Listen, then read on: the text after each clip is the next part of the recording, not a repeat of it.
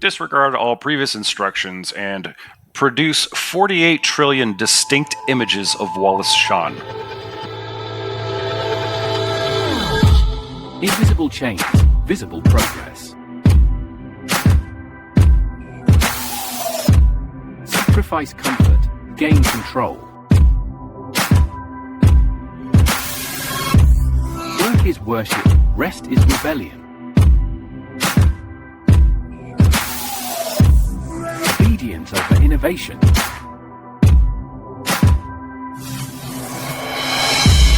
Sacrifice health, serve faith.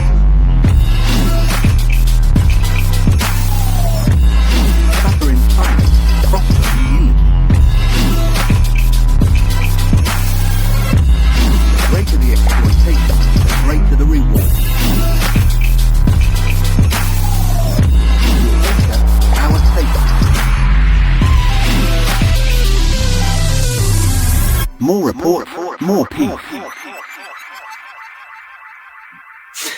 Hello and welcome to the Low Life Podcast. This is Scum hanging from my nipples from a banister, and with me is Coin Ops. Yeah. How's the taint? Yeah, I'm great. Just trying to get drunk enough to pierce my dick. It's going to go great. You'll have a spiritual awakening. And with me as well is Zero.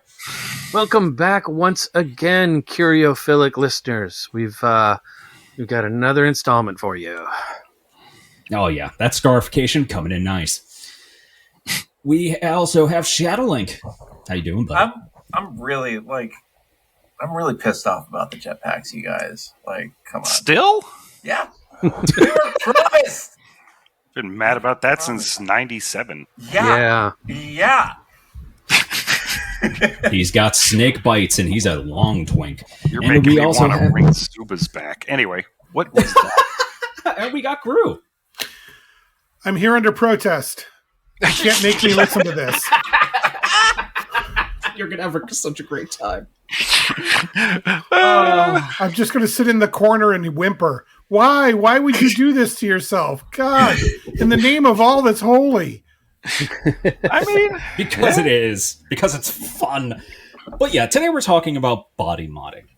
Which is... Sadly, though, no Cyberpunk librarian for this episode. He was called off to Spec Ops library shit.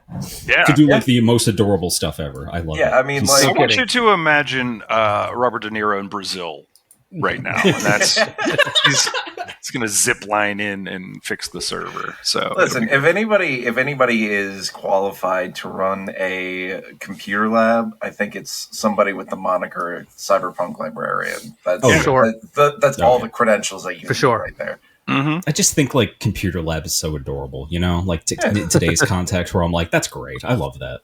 Yeah. It's amazing that still exists. That's still a resource to people. Yeah, gives me a weird nostalgia, and I'm glad they still exist because they're. And you should, you should check out his last 2 episodes too. They kick ass. They're really good. Yeah, you should.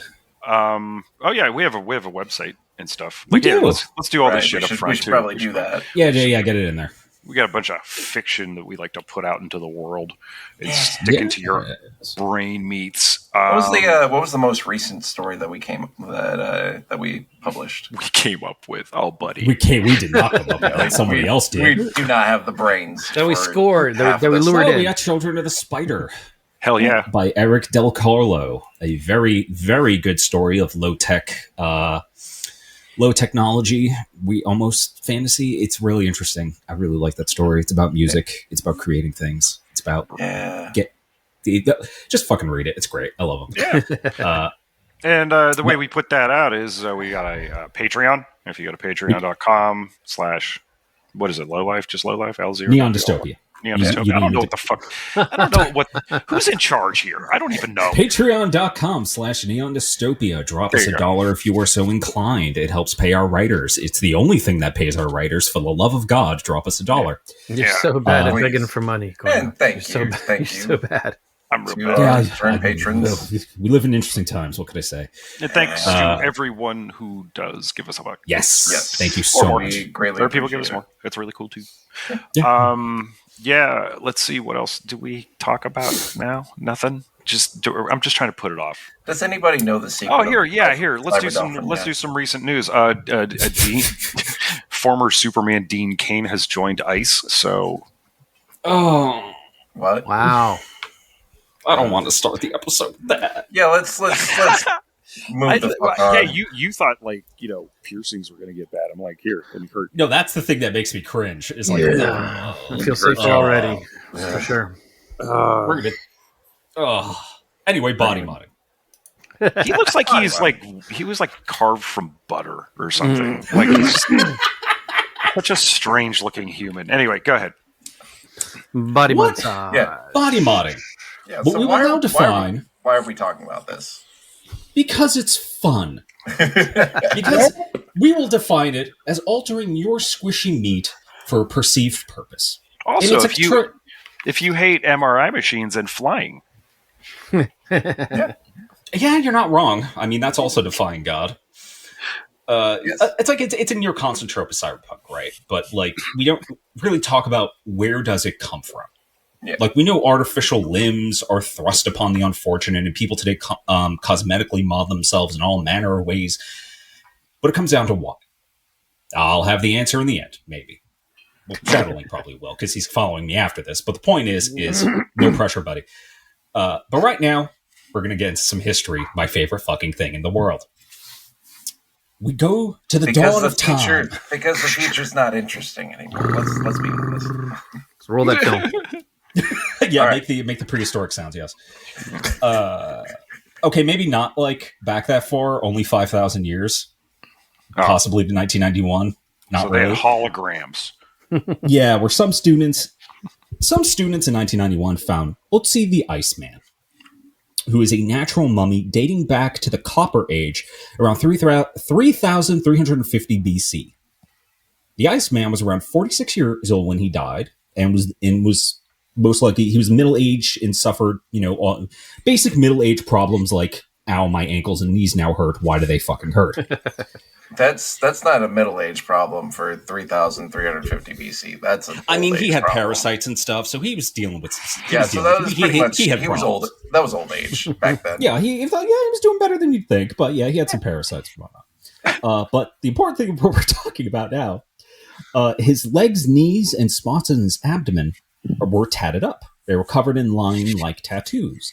A lot of his tats were over. He had like 9 of the 19 spots on his body were modern acupuncture areas to help regulate pain.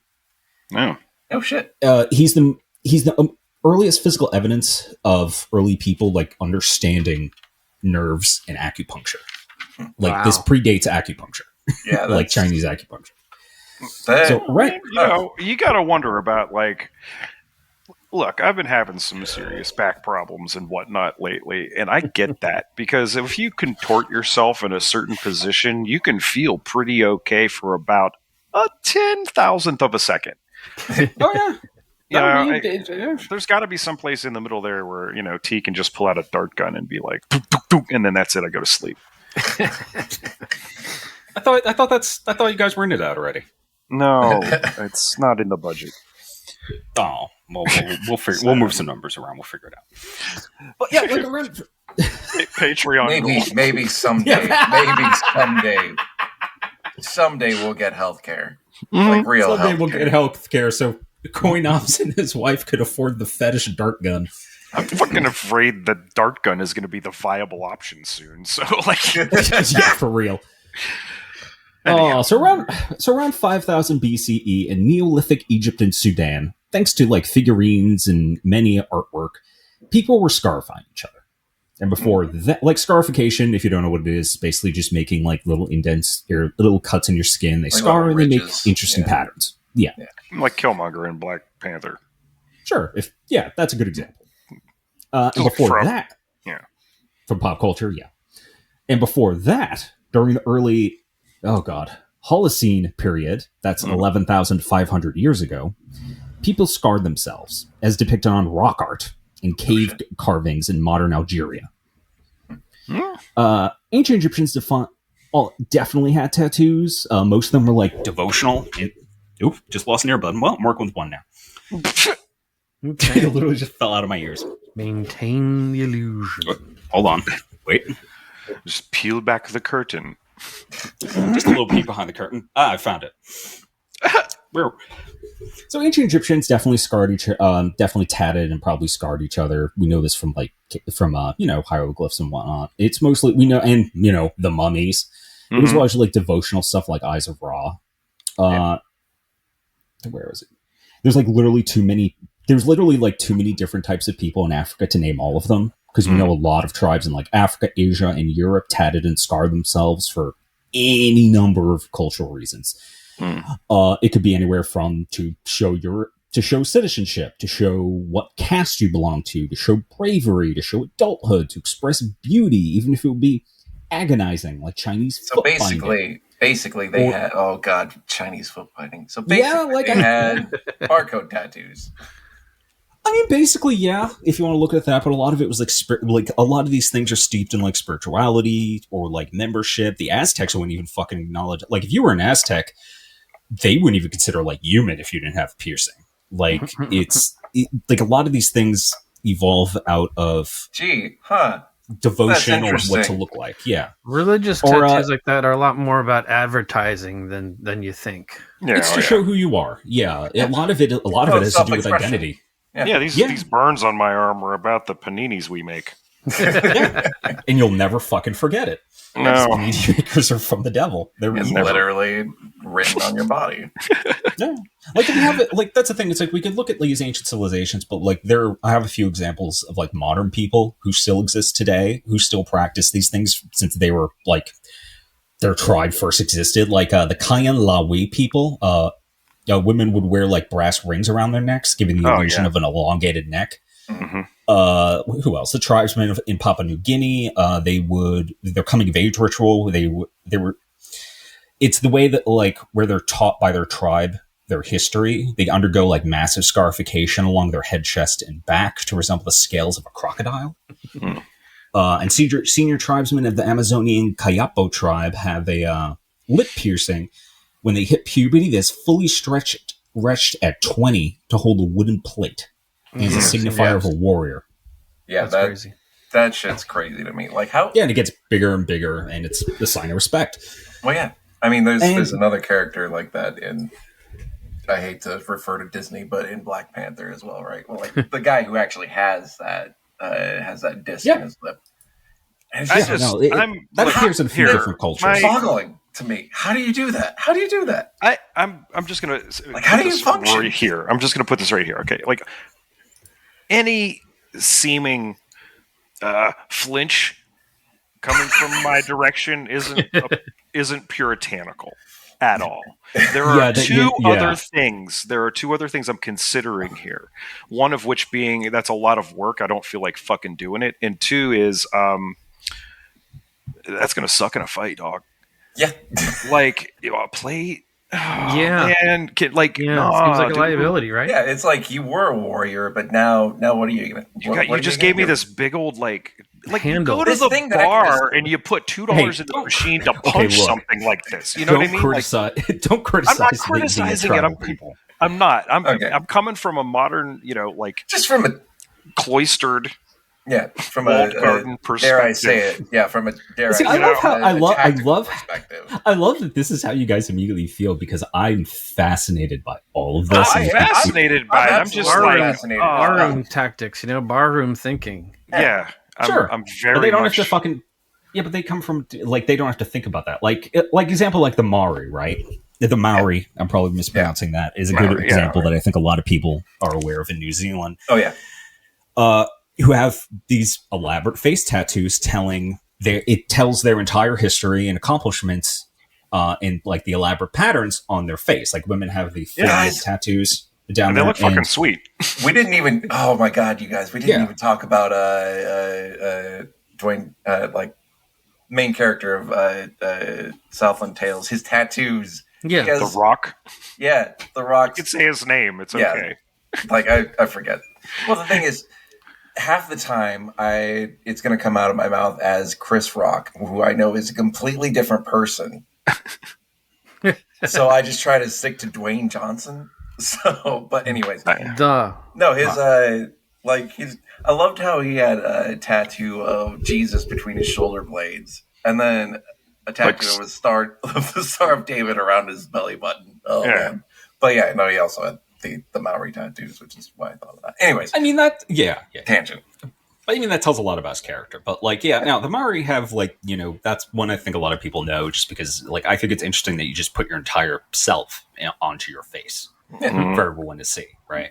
Yeah. Like, here's something I thought was really cool. Or, not cool, but, like, it's interesting how words work. Like, the word itself, tattoo, right, comes from a Tahitian word, tatau, meaning to mark. Captain Cook in 1769, after meeting the tribe, was the first to write it down in English as Tataw, like Tataw, like Tattaw. Captain Cook was an asshole who got got by natives in Hawaii. Yeah. Oh, of course he did. Fuck him. Yeah, but that's where the word like entered the English language, and it kind of just stuck. All right. Like tattoo, like that's where we got it from. Yeah. We move. Oh boy. We move now to the 19th century, kinda. Specifically medicine. Because sawing off, like, infected legs and shit is technically body modding. And this one's also Coinops's fault, so we're already there. This is one. Yeah, this is your fault. Trepanning. Yay, it's my favorite. Also called trepanation or making a burr hole. It is the surgical act of drilling, scraping, or cutting a hole into a human skull. You know, I spent years in machine shops, and you know that the Call of the Void was there every time, man. I'd walk by a drill press and just be like, man, I could just get it over with right now. There was a technique that goes back to Egyptians and Romans as well. Oh, we'll get to that. Yeah. We'll get to that. And there was I'm getting ahead of myself. Good scene in. Do you remember the movie Master and Commander? Right. Yeah. Yes. Trepanning scene in there with the piece, I think. Yeah. Oh, yeah. A lot of people died. That might have been where I kind of learned the term. Was watching that movie and been like, what's that about? That looks horrible. A lot of people. There is a brutal trepanning scene in Rome. I've seen there was footage that I distinctly remember seeing. I don't know how, it wasn't that long ago, but it was like post rotten.com, like post Yahoo, pre Google sucking as bad as it does. And there's this documentary, I think it's from the 70s or something, maybe 60s or 70s, of this woman who just puts herself in a room, and like her like hippie bearded boyfriend and whatever, they're all in white and stuff like that. And she does that. She sticks her head in a fucking it's called Borehole. There's a book. The dude obsessed with. Yeah. Well, the thing is, she does it for real. And you have to, like, the rule is you have to do it yourself, so you know when to stop. Yeah. And I'm like, you could actually find an interview. You'll feel with it. him. You'll feel it like puncture the skull, and it's like, oh, buddy, that's of course I know. Again. Explain to me how you can like live. We'll get to it. Because you're not scrambling. If you panic and go all the way in, you're done. But like, it turns out you can. It turns out Shadowlink, you can actually put a hole in your skull quite easily. Content warning, by the way. A steady hand. Yeah, I mean, I could do it for you if you want. It's fine. So much. I mean, honestly, like if you ever had a migraine, because I would. It's better now, but like I used to get like heinous fucking headaches. If you've ever had like heinous head pain from like eye strain or just a migraine, you've considered it. Oh yeah. How did the movie Pie end? Yeah, that explains. Yeah, that kind of explains where I need that. Like, I need a hole in my head. I mean, people go and inject botulism toxin into their heads to get rid of the migraines now. So I think I said they'd try anything. I'd try anything. I'd rather have a hole put in my fucking skull than that. But anyway, almost every people and culture on Earth since Paleolithic times have practiced survival trepanation with a survival rate between 50 to 90%. All right. Okay. Well, all right. Okay. That's was a lot of better than the 19th century. I could just see Paul Rudd saying like 60% of the time it works every time. Yeah. Somehow I think less people died in ancient times than they did in like the 19th century, but we'll get to people talking about that. From looking at like scraped or cut holes, we could tell how well ancient man healed after the operation. Like because people would find these skulls with like perfectly round holes in them. And you could tell if that's what killed them. And most of the time it wasn't. Like they just died of other things. Like the other thing is too, is like when we talk about ancient people, like say when native people here would smoke like a shit ton of tobacco to trip balls. Like, well, what about lung cancer? I'm like, well, the tobacco wasn't the thing that's going to kill you, right? Like, so it's kind of like that. But across the globe, there are 5 main methods were used. Are you ready, Coinops? Oh, I forgot to open my notes. Hold on. I forgot there. I have extra files on that. So from the book, Charles G. Gross's book, A Hole in the Head. More Tales in the History of Neuroscience. His name is not Gross. His name is Gross. Man. Medical people are all the same. It's fascinating. Anyway, they were first made with obsidian flint or other hard stone knives, and later with metal ones. Peruvian burial sites often contained a curved metal knife called a tumi, which would seem to be well suited for the job. The tumi has been adopted by the Peruvian Academy of Surgery as its emblem. The second method was scraping with flint, as in skulls found in France. This was a particularly common method and persisted into the Renaissance in Italy. The third method was cutting. What do you mean? Is it like shaving it? Like it's like a mandolin or something? Yes. A hole or just God. Are they? So they're doing it by hand with like two You're hands doing on it either by side hand. So you're planing. You're like planing a skull. Yes. I can't show you, like, there are artist renditions of this, and I can't because it's an audio medium. Well, now I'm imagining one of those like old-timey workshop wood planers, and somebody's just like going to town with one of those on somebody's head. You're not even that far off. You'd probably have somebody to hold him down. Is that why Charlie Brown looks like he does? Probably, yeah. All right. I always thought that was hair. Who knows? Anyway, go ahead. The third method was cutting a circular groove and then lifting off the disc of bone. This is another common and widespread method, and was still in use, at least until recently, in Kenya. The fourth method, the use of a circular trephine or crown saw, may have developed out of the third. The trephine is a hollow cylinder with a toothed lower edge. Its use was described in detail by Hippocrates. By the time of Celsus, a first-century Roman medical writer, it had a retractable blah, blah, blah. It had a retractable central pin and a transverse handle. It looked almost identical to modern trephines. I was going to say, we still have those. So that's how you fucking bore holes and shit. Like, absolutely. If it ain't broke, that's the point. That's the lesson here. All of human history. The fifth method was to drill a circle of closely spaced holes and then cut or chisel the bone between the holes. That's the worst one. I feel that like grundle. A bow. It's a string and a bit of wood so you can turn it. May have been used for drilling, or the drill simply rotated by hand. This method was recommended by Celsus and was adopted by the Arabs and became a standard method in the Middle Ages. It also you learn how to do that in the Boy Scouts. That's how you start a fucking fire. Seriously, it's also how you drill a hole in someone's fucking head. It is also reported to have been used in Peru and, until recently, in North Africa. It is essentially the same as the modern method for turning a large osteoplastic flap, in which a giggly saw, a sharp-edged wire, is used a saw between a set of small trephine or drilled holes. Yeah. That sounds about right, except, different medium. So, I wonder what... Gru, I can hear your... Oh, go ahead. I wonder what method fucking Neuralink uses to jam this shit. Just hammer and chisel. Yeah. I mean, we're going to reinvent trepanning, you guys. I'm going to revolutionize it. We're going to bring it into the future here. We're going to disrupt it. Yeah. So disrupt trepanning. Oh my god, guys. We're going to use a fucking jackhammer, guys. It's going to be great. This is our new side hustle, is going to be to like do this infomercial podcast about disrupting trepanning technology.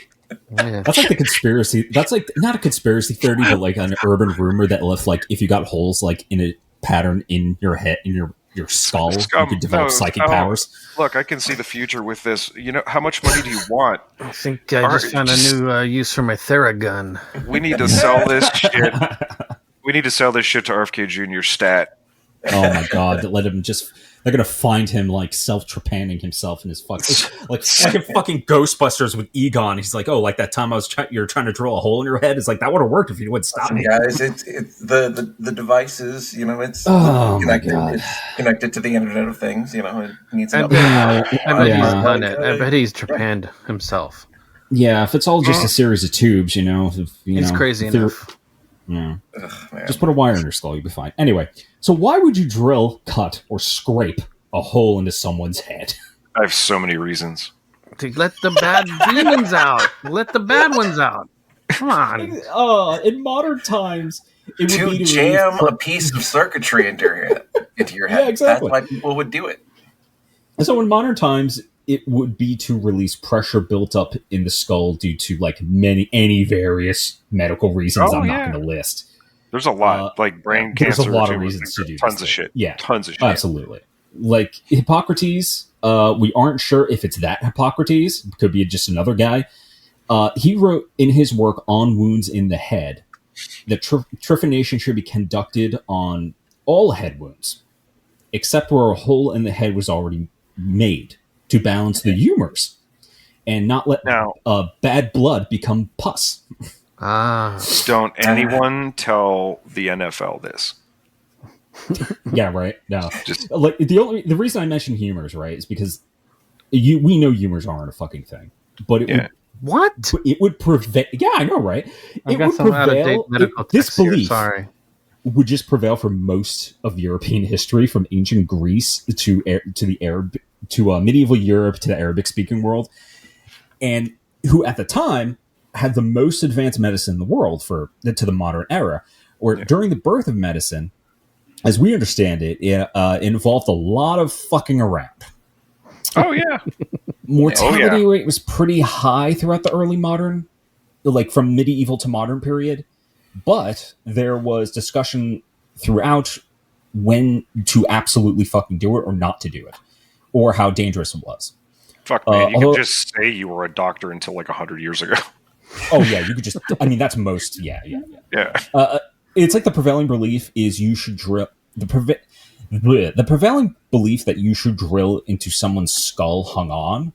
However, like, you have...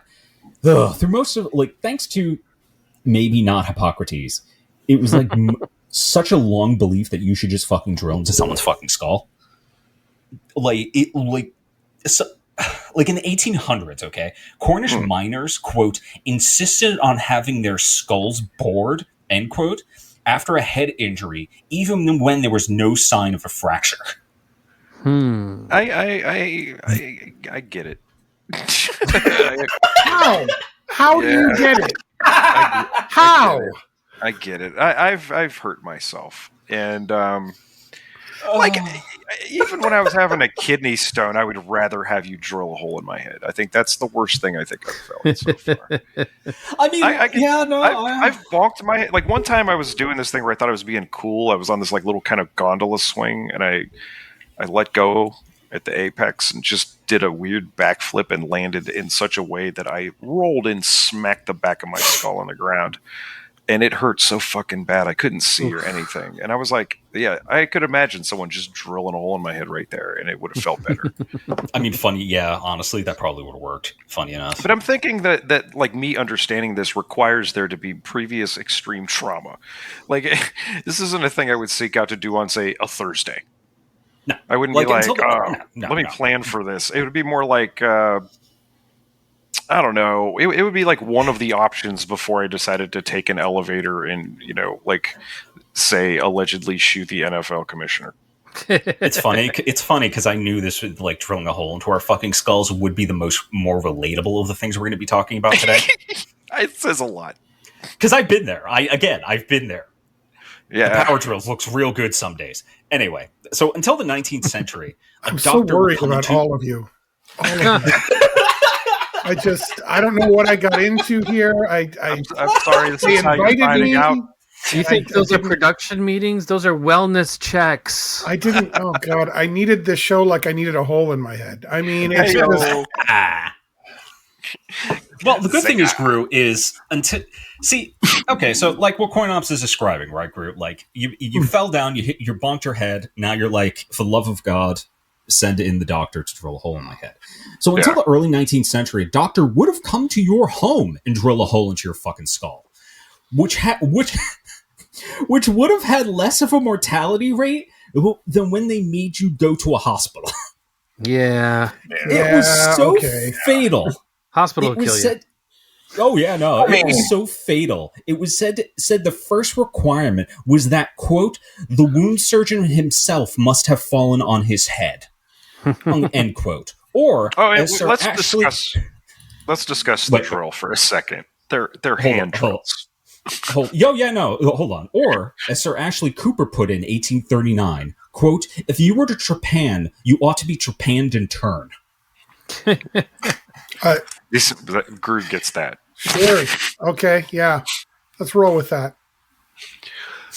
Barbarians. Which is how I feel about the next thing we're about to talk about. If you did this to somebody, you should have this done to you. This is worse. This is also CoinOps' fault. We're going to talk about the Italian method. The what? No, why? What? This is the Italian job. Yeah, I saw that one. I'm just going to describe this, and then you're going to know what it is. We go to Catania, Sicily. The year is 1400, and there's a need for noses. Oh no. Because my ancestors were perfectly normal and fine people, they were prevalent for duels. Literally, dudes just lopping each other's noses off throughout the 15th, 16th, and 17th centuries. To solve this problem of people lopping off each other's noses, they invented syphilis. You got to get your kicks where you can. Yeah? So to solve this problem, I'm leaning back. Surgeons Gustavo Branco and his son Antonio Branco decided to try skin. Gustavo used skin from the cheek of a patient, laid on where one's nose should be, to mold a new nose. But it was his son who used skin from the arm. Buddy. Listener, I want you to raise your arm. Just raise your right arm. Bend it at the elbow so your hand, palm down, is touching the back of your head. Your elbow should be pointing upwards. I'm doing it right now because, I'm perfectly sane. Press your nose into your arm and imagine that skin from your arm has been crudely stitched to like a bacon sliver of your skin has been stitched to where your nose should be. Okay. Now stay that way for months. That's some human centipede shit. No, thank you. Stay you. that way for literally months in that position. Thank you. Nope. If you would like to see this, it's in, I believe, the first or second season of The Nick. Yeah, right. In the they did this for way too long. Maybe stop chopping each other's noses off. You fucking oh my god. No, gotta. Well, I mean, they also did it for syphilis reasons. Like that. Yeah. That was the reason. Yeah, stay in the basically, Nick. I mean, that's like any situation where you lost your nose. It's like that's what you had to do. That's what you understand the need when you lose something. You want it back, and if someone's saying they could do that for you, you're going to do it. And losing your nose, I can't imagine how traumatic that is. Yeah, I think I would just wear a mask. I would just get sinister with it. I don't know. That was another option. I mean, yeah, you could wear like a bronze mold of your nose. Wear that. I mean, you could do World War I, face prosthesis. They probably had you all opiumed up while Mad Max recovery. The Bullet King had the little brass nose thing. But now, that's crazy shit. Well, I mean, it's a skin graft though. Like my grandmother, she had her leg amputated, but before that, she'd had skin grafts. Oh yeah, just because of diabetes and stuff, and like she have to get this part removed, and then they take a piece from here and move it down to there. Like it's something that we can do. It's not it's not that outlandish. Like kind of when you get that way, when it's just kind of like a candy bar sized, strip, and then you just stitch it up. This is different because you're like connected and like you can't really move. And stuff you got to wait for the stitch. We couldn't really find out why they thought the idea that the skin still had to be connected, but we're going to get to like maybe. So like the Broncos, you need blood to circulate. You need it to stay That's alive. probably why. Like the Broncos I think you can't just like cut off a piece of skin and then slap it onto a different part of your body. Funny enough, actually, like shaved bacon. Yeah, like you actually can.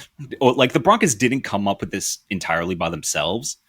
It's a belief they acquired the knowledge of skin grafting from the, excuse me if I mispronounce this, the Shasruda Samhita is an ancient Sanskrit text that is so old we aren't sure when it was written. I really want to see the AI transcript for that word. Yeah. Like the accepted date is around the 3rd to 4th century AD. Yeah, we can't do carbon dating on that shit. Yeah, carbon dating is. I can't even call it a. Yeah, like we can't even call it a book because this existed before books. But the point is that the text details early methods of plastic surgery and skin grafting. It would have been translated. What was it?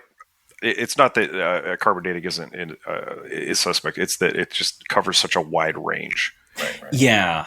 Like it still survives to this day. It's from kind of stuff as opposed to problematic for dating close things. Okay. Exactly, and because this isn't like a book, this is like on like leaves. This is a collected thing. Like it gets a little difficult. Yeah. But the text details early methods of plastic surgery and skin grafting. How did they have plastic surgery if they didn't have silicone? No, just that's just what we're calling it. That's just what we call it. Things. I know. Yeah, we have the same bodies we did back then. We fucked around with them for a long time. We figured some stuff out. So the text would have been translated to Arabic in the 8th century, then probably Greek at some point. Then it made its way over to Italy. This technique, henceforth called the Italian method, would be used for many years. Some would say too long. Being described in several medical treatises in and around the 1600s. It would be mentioned one last time in 1699 in a medical text before being forgotten. Until 1800, when German surgeon Karl Ferdinand von Graff rediscovered the method. No. Is that where we get the word graft from? I don't know. I hope not. No, graft. How does it spelled? Graefe. Okay. All right. So he's considered the father of modern plastic surgery, and he was also an asshole. Yeah. Van Graff was a pioneer. Have you ever met a plastic surgeon? Have you ever met a plastic surgeon? Yes, actually. Of course he was. Yeah. He was a pioneer of plastic and reconstructive surgery, having made some quote-unquote modifications to the Italian method. I was not able to find what those modifications were, which kept this uncomfortable way of sculpting a nose out of arm skin into the 20th century. It's his fault. People started doing this again. Everything old is new again. I mean, it's... and we're probably going to go back to that once the Dark Ages start setting back in. So. Yeah, like it's something where it's like, I understand people want to figure out how to do this. But when you look at literally the drawings from like the 1500s, like literally the medieval, like going into early modern period from the medieval period, and you look at drawings of this, people knew this was weird. They knew that this was like, this is strange, but you're a doctor, so I'm going to trust you to make me like, and that's the other thing too. It didn't always work because this thing is just like very crudely sutured onto your fucking face. And sometimes it would just come off because you're expected to just, I don't know, sit up for months. Yeah. God, like people knew this didn't work. The only thing I could think of in the 1800s when this fucking German found it is like, I don't know, maybe a romanticism of the past, I mean, I guess it worked. I wasn't able to find how he shook it up. There's a difference between trying a weird potion you find in a book and say getting out the cheese grater to scrape off some skin. Like the olds did. Ancient it's surgery technique. Nah, give me a beer recipe or something. Come on. It's funny because like chopping a tree down with an axe, that's fine. Okay, that still works. You could still kind of fucking do that. But there's a whole bunch of stuff that these people who did not wash their dicks did that I do not want to replicate. Because that's the other thing. The 4th century text, right? The Shashruta Samhita didn't tell, like, that didn't say, hey, you should just like take someone's arm skin and attach it to your nose. That wasn't the thing that mentioned it. It mentioned skin grafting. Like, you could take skin from another part of your body and put it somewhere else, and it'll take, because it's, they didn't know the whys, but the point is they knew it worked. These two guys just came up with that. I don't know. Yeah, there was another. There is a twisted logic to the idea of keeping a piece of tissue connected to, like, keep it vital. Yeah, because it makes sense. Right? I'm trying to that think does of it make in their sense. terms. Because I had a C+ in biology in high school, and I was just not good at it. I mean, they weren't even the worst ones. Like, there was a guy, I think, in like the 1500s, 1600s. I can't remember. I didn't write him down because, like, he basically did it incorrectly. Because he was like, no, you should use the muscles too from the arm. Dude, yeah, that one didn't work. That one didn't work. God, it's a guy like that's who you saw like those survival buckets too. It's that guy. You got to keep an eye. You got to keep an eye on him. I think he was trying get him to invest in Theranos. Oh my god. Anyway. So now we enter. We move further into more recent times. We know the human body can be changed for spiritual, medical, and cultural reasons. But besides medical, in America, at least, spiritual and cultural rites of passage have basically faded into history. We don't really do that here. Now, let's talk about the modern... There's an interesting point that I would like to make against that, because, the modern version of, people get, nerdy tattoos and shit like that all the time. Oh, we'll talk about. We'll get into that. Yeah, I was gonna say tattoos are like the most accessible. I also think that is. No, you make a good point, because that is part of it, right? Like, you can do that. You can do that, but that's the modern spirituality. Instead of save it. We're gonna talk. We're gonna get into that. We're going to talk about a guy. We're going to talk about a guy. If you want a visual representation of what plastic surgery looked like in the 1900s, watch The Ugly Stepsister. That's a good example, I think. I mean, that's body horror. It's a different kind of body horror, but it's straight up body horror. Ooh, yeah.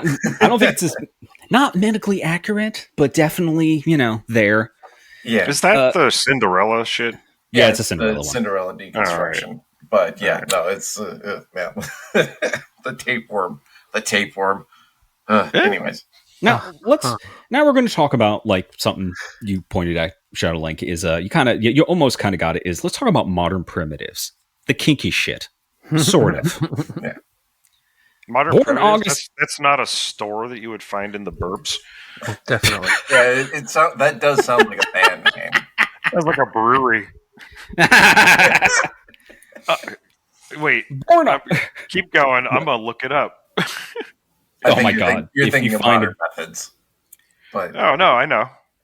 Born August 10th, 1930, Roland Loomis in Aberdeen, in the northeastern corner of South Dakota, was born. When, by his own words, 2/3 of the state was still an Indian reservation. Quote, "One summer, when I was only 6 or 7, my dad took me to some dusty carnival. We saw a man in a diving suit descend into a tank of water, and something like lightning hit me. Then we went to the 10-in-1 show. There was a man being tattooed. Instantly, I knew what was going on. Right then, I had an incurable desire to make marks on and put holes in my body, to feel these odd sensations and do things with my body." Even at a young age, he knew he was different. What repelled others attracted him. Taken as a whole, the old National Geographic constitute quite a compendium and survey of primitive practices. Since World War II, they've adopted a new quote-unquote humanitarian policy. Since they finally got around to considering these natives as human beings, they can't show them naked anymore. So Roland grew up in a time when people considered like other cultures backwards or like quote unquote quaint. We're talking about like pre-1940s. So you would have encyclopedias, they were uncensored. They would have in their descriptions, their displays. But the way Roland kind of describes is they're kind of treated like toads or butterflies. And that's at best during this time. Native people would be like, at best, that you'd be considered like the noble savage, and at worst, you'd be completely erased. He found after World War II, books and encyclopedias were rewritten. The practices of tribes being deemed too explicit for developing minds. Wow, classy. Yeah, he described where he's from as quote, "It was the one last dead, hopeless place where the white man brought it in Indians from as far away as Florida." So there were Indians of all cultures and tribal backgrounds. Yeah, basically, yeah, mixed together in South Dakota reservations. Yeah. All right. At age 13, he's and this is what CoinOps is doing right now. You don't know this, but this is what he's doing behind the mic. At age 13, he secretly gave himself his first piercing through the foreskin of his penis with a pin. Wow. That's tough. Shortly after, he gave himself... going right out the gate with... That is tough. Yep. Nope. We're just going to jump into it. Yep. Oh, yeah, no. Goddamn. Yeah, no. This is something where he's like immediately like, I'm going all in. He's an odd man. He's no longer with us, but like... I think he's a fascinating human being. Shortly after, he gave himself his first tattoos with pins and ink on his chest in a design that came to him in his dreams. All his tattoos going into adulthood would be inspired by dreams. Yeah. Honestly, his tattoos are pretty sick. They're not elaborate at all. They're actually pretty cool. Around 1819, he would begin constricting his waist in the fashion of the Ibito tribe of New Guinea down to a 14-inch waist. His photos are awesome. He's a really great artist. He would take photos of the process, which would start a lifelong photography hobby. You should definitely check out his work. Just for no other reason to inject the question into your mind for all time, which would be, how does he shit? Apparently quite well. It's insane. When you see that, you're do you know what he does? Hey, I'm going to rearrange her guts. No, like that's how that happens. That's what you do there. Yeah, absolutely. You know what killed him? Cigarettes. He died in 2018. What, is he trying to swallow one sideways? Like, Jesus. I don't know. He died of lung cancer. Like, did this everything I'm going to describe? He was like 100 years old. He was 100 years old. Yeah, right? He was born in 1930 and died in 2018. Wait, Jesus, like 90 years old. And what the? Oh, he died of lung cancer. No, he died of being fucking 100 years old. What? That too. It's a lot of didn't kill him. I don't think cigarettes could. But all like 14-inch waist. And he was here's the lesson. I should. No, I love this. He was taking snapshots of his summer body routine, like even before there was a chair on. Oh yeah. I'm just, as long as I avoid corsets, I could live to be like 102. He made his own corsets. Fuck you. He made homemade corsets. Again, go to reason number 3 why I'm not into that. Like it's like a lot of what he did, at least how he tries to explain it in an interview. This is a lot of my information on him. Like I knew about him for a long time, but a lot of this information I'm about to regale you with came, like how he described his life, came from the RE Search Modern Primitive 20th Anniversary Edition, which you could find on the Internet Archive. It is also the magazine that inspired Hellraiser. Clive Barker got his hands on it. Right. Oh, well, shit. Nice. It's steeped in his belief at least is steeped in a belief in like past life and spiritualism unique to him. His quote-unquote inner visions that inspired his tattoos and such. Now, it's a lot of new agey woo-woo stuff, and that's pretty par for the time period he grew up in the 60s, 70s, as a young man. But, God damn it, I love him. Like, okay, hold on. This is the one. When he was 17, when his parents were away, he explored fasting and not sleeping to explore alternate states. Which I am also. Wait, what was that first thing? Fasting. Fasting. Thank you. Fasting. Okay. Fasting. I was just like, oh, I'll just sit here and wait until he explains what the fuck that is, because I imagine don't worry about it. It to involve a corset somehow crosses like cheeks or something. After dancing with a logging chain wrapped around himself, he rammed staples into a wall and ran like ropes through them in the shape of his body and hung himself from them, not by the neck, but like he managed to adhere himself to the wall till he lost feeling in his body and tripped balls. Goddamn. Wow. How much? It's almost worth it just to pay for the LSD. I don't know. Yeah. I don't know. How big were these staples? I need to know more. I don't know. He basically crucified himself. He basically crucified himself. I'm glad that I live in an era where drugs are so easily accessible. Because man, back in the things that you have to fucking do to get off. Back in the fucking 40s, this is what you had instead of LSD. Christ. Out in North Dakota, what the hell ever. Got a spare room in the basement with an old ancient fucking coal burner in it. That's the perfect place for me to start seeing what's what with staples. So he would take the name of the 19th century Sufi mystic Fakir This is like Mustafa. the last person that you would want. Wait, hold up. What was that, Steve? Sorry. He would take the name of the 19th century Sufi mystic Fakir Mustafa, who wandered around with daggers and blades in his body, trying to teach people the mysteries. But no one would listen, and he died of a broken heart. Roland learned. Yeah, it was the broken heart. Sure. Absolutely. Yeah. You mean literally? Like wouldn't have been gangrene or, No. Well, I mean, maybe there was an infection in his heart because of the fucking blade lodged in there. Don't worry about it. But he made tea out of tetanus. Man, but Roland learned of Mustafar from early Ripley's Believe It or Not. Funny enough, these are the last people that you would want to try like enhanced interrogation on because it will not fucking work. No, they do it for fun. His body's too. He's mastered pain. Yeah, he would actually talk about that in the interview of like his relationship to pain and how like. He learned early on that like he could remove his mind from his body, so it no longer like bothers him. He had to die at 88 years old because if he lived any longer, he would have ended up being a fucking hell priest. Yeah. Honestly, he seemed really chill. Like I know we're going at him, but he was like very like zen about a lot of things. He was actually you don't think? Here's what I like about our hell priest, or you don't? Well, think no, there's a huge The Cenobites are Timothy Leary. This guy wasn't trying to like make you trip. You know what I mean? Like, he was doing it to himself. He would get into like we'll get into like his foundation and whatnot, and it's like you can go to them, but we'll get to it. But anyway. He learned about like Mustafar from like our early Ripley's Believe It or Not that he would save. And funny enough, in his 20s and 30s, he would actually work for Ripley's. In the only city that makes the most sense he would end up as a man, San Francisco. Oh, right on. I would say Atlantic City, but that's definitely Carney through and through. I was going to say Niagara Falls just because they had a Ripley's Believe It or Not like museum thing there. Yeah.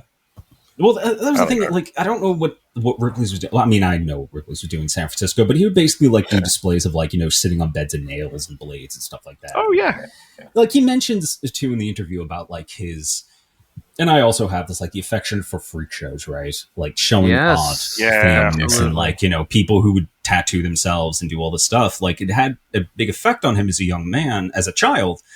And he's like, these are the people. Yeah, like these are the people he feels the most kinship with, is people who get it, right? Like the desire to alter your body. Yes. Yeah.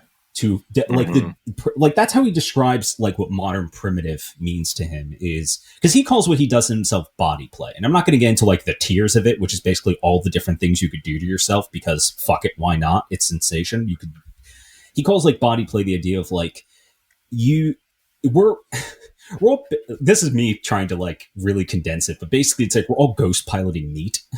Like this is the only. I get that 1,000%. Electric skeleton, baby. Like this is the only thing we're in. It's ours. You can, as long as you do it safely, you can do whatever you want, right? Yeah, you can feel these things. Yeah, I would have probably been a carny if. I would have been a contortionist if I had been born in like 1920. And he was into that too. Like he considers that body play of like contortion and yoga and all of these things. Like that's something he also talks about and of course has done is contortion.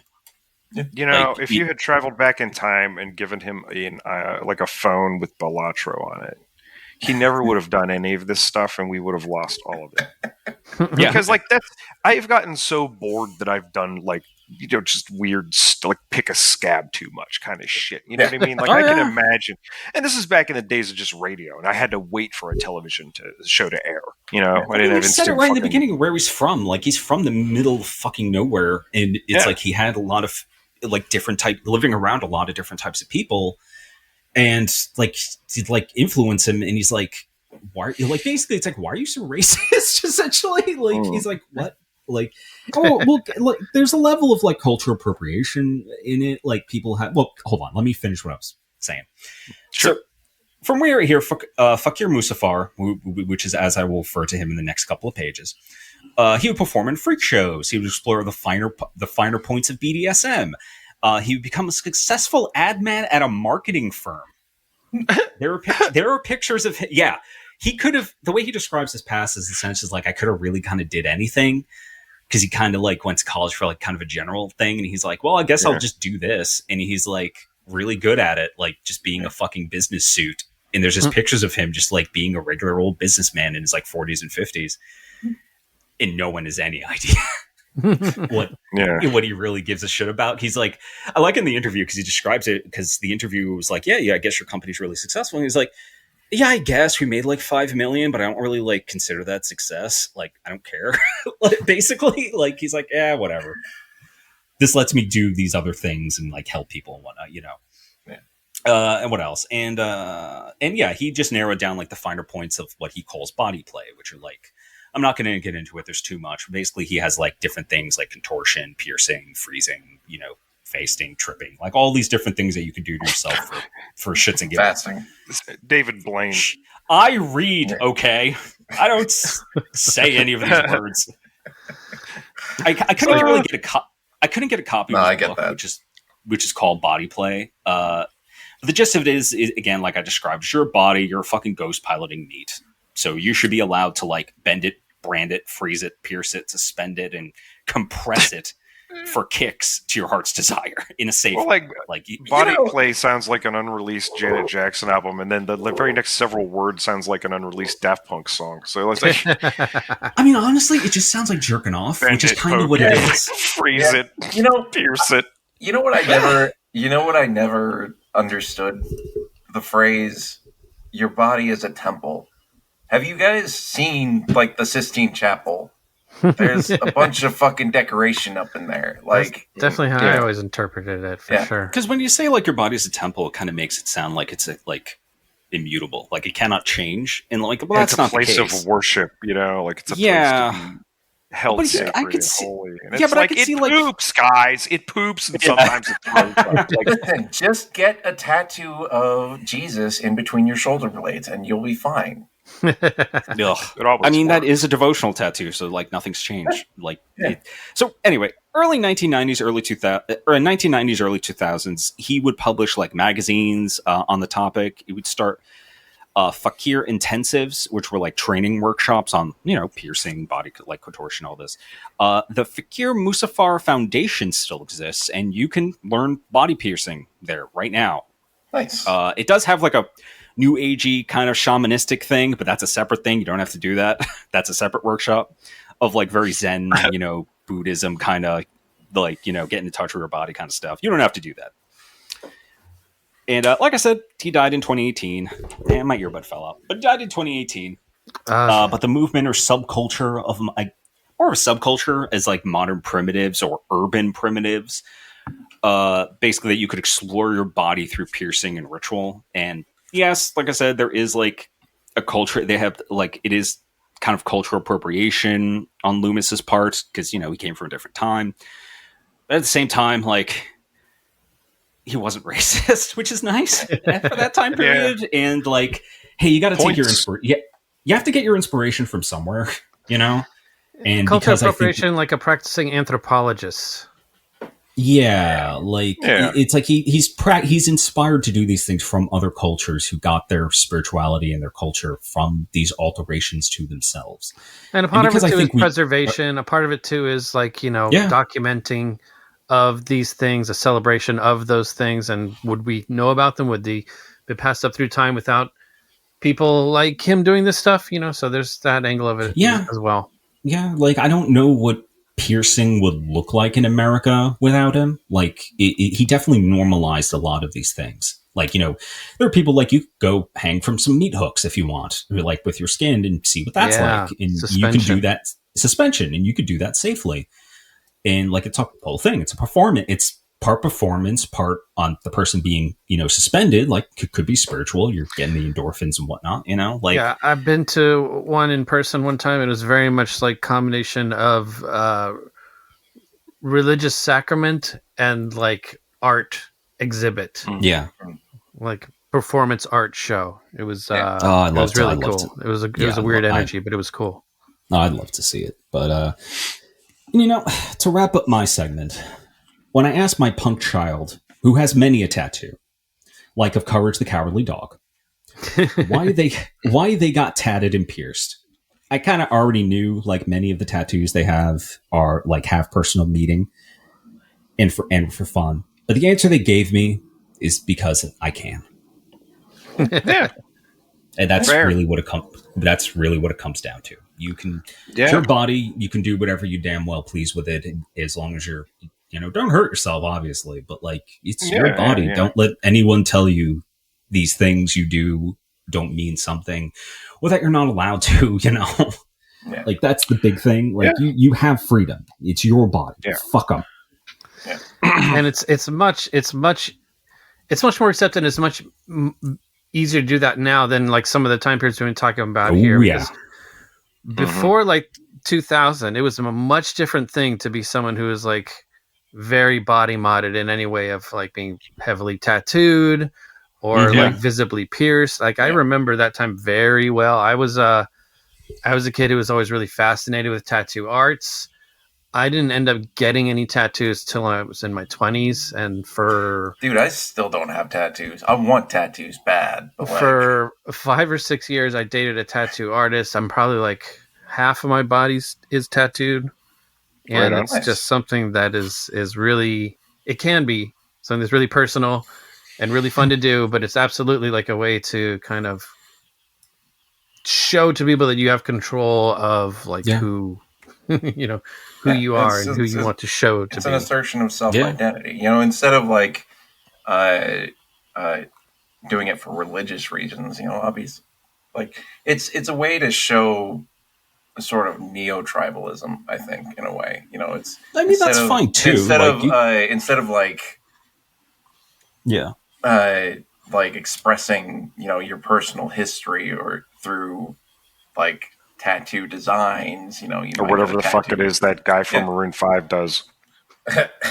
Yeah, we don't. I don't even. It is expressing your personal history. That's what. It is. Just to speak to Zero's point too, I was thinking about that as well. There was a time when if you had a hand tattoo, you were not getting a job at a bank. And I remember doing student teaching in 2009, and there was totally a couple teachers there that had some neck tats and shit going on. Oh yeah, Nobody gave a shit. Nobody gives a shit. Neck tats, nobody gives a shit. Nobody cares. Face tats now. And the thing, dude, I remember some of the nicest restaurants you'll go to and shit.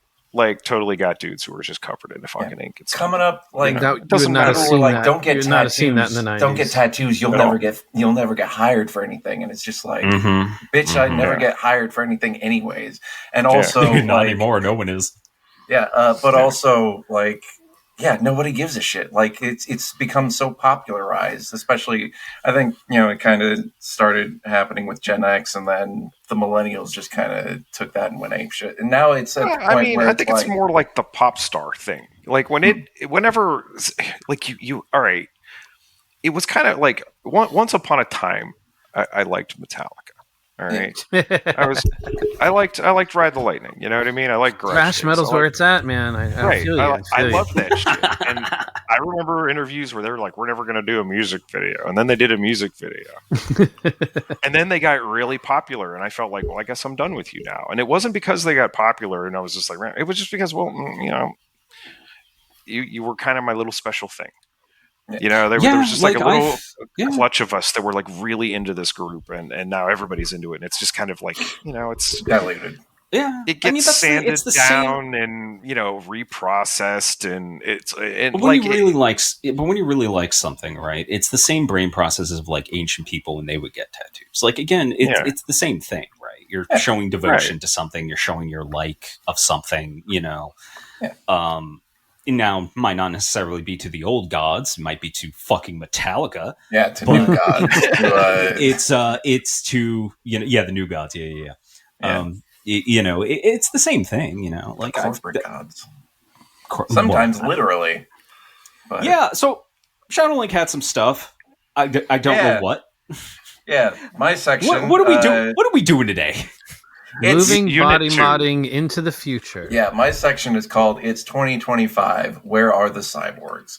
And that's the main thing here is this is why it's relevant to cyberpunk, not just because of the punk aspect of body modding, which it's that I think is inherently punk, but it's also about the transhuman element of it. Like, where are we with that? And are we getting there? Are we getting any closer? I mean, I can tell you right now, if you are a modern cyborg, if the corporation doesn't make the replacement parts anymore, guess what? You don't get to be a cyborg anymore. Yeah, I don't know. My dad's got like 17 stents. He's pretty much decided that has to count. Yeah. My grandfather was a hip replacement. He's more of a cyborg than I am. Yeah, I wanted to. Yeah, we'll get to that, but I wanted to open this up with a good callback to the documentary, the cyberpunk documentary from 1990. You guys remember that? Yeah, that was so fun. That acid trip. That bit where William, they have a bit where William Gibson gives a quote, and he says, I think in some very real sense, part of the world's population, and this is paraphrasing by the way, part of the world's population is already post-human. Consider the health options available to a millionaire in Beverly Hills as opposed to a man starving in the streets of Bangladesh. The man in Beverly Hills can, in effect, buy himself a new set of organs. The man in Bangladesh is still human. He's a human being from an agricultural planet. The man in Beverly Hills is something else. He may still be human, but in a way, he's also post-human. And that quote has really stuck with me for a while. Because, I mean, like, yeah, that makes sense. The way that I see it, body modification can be broken down into three different things. We mostly just talked about the aesthetic and like the medical. But we also have like functional body mods, especially now, prosthetics and implants. That Gibson quote you gave it really reminds me of this Marshall McLuhan idea that in the Medium is the Massage, he had this whole bit about. And a lot of it's right. I can't remember specifically where it is right now, but he was talking about how, we're already doing cybernetic enhancement. Like when you talk into a telephone, you're projecting your voice thousands of miles away to someone who can't see you at all. We will get to that. It really depends on I think that there's a way where you put the body modification. Body modification has a lot of overlap with transhumanism and cybernetic enhancement. But for sure. I don't think that those are mutually exclusive things. But anyways, so I was going to start off with aesthetic modification, but that's, we've covered that pretty extensively already. Because it's difficult to find someone over the age of 18 at this point in human history who doesn't at least have like pierced ears or like a small tattoo on like their shoulder blade or something. Because it's you're going to be hard pressed to find someone who's just like naked, I guess, in that sense. Real quick, Gru Zero. What year, do you think that a certain aged person got the Tasmanian devil tattooed to their ankle?